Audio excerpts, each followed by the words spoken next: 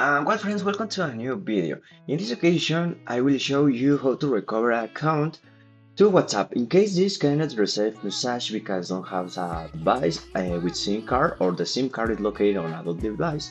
Don't worry, and I will show you how to access with the number without being asked for the device or without the need for email. So well, let's go there.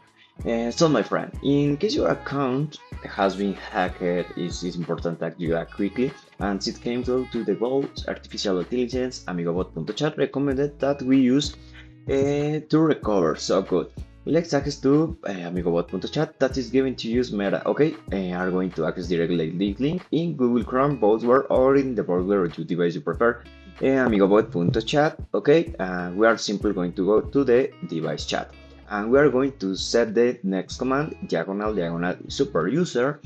In this way we are going to obtain a super user command for free. Okay, so where they give use a list total free for use to select use, and basically the command we want is, in this case, we are going to select wp code. Okay, since the command is going to perform it, that he's going to ask for a number, verify, and you will be generate the code to verify the account. So let's add the number. Okay, and once and just matter waiting for it to generate you the word procedure later in 87 seconds or depending the number of use or users. Okay, and once the process is command was successful with policy, and in this edition have for one at performing the verifications, we are not robot, we are giving the code to access, which you simply have to copy and paste when I ask for the code to access with the number you have set.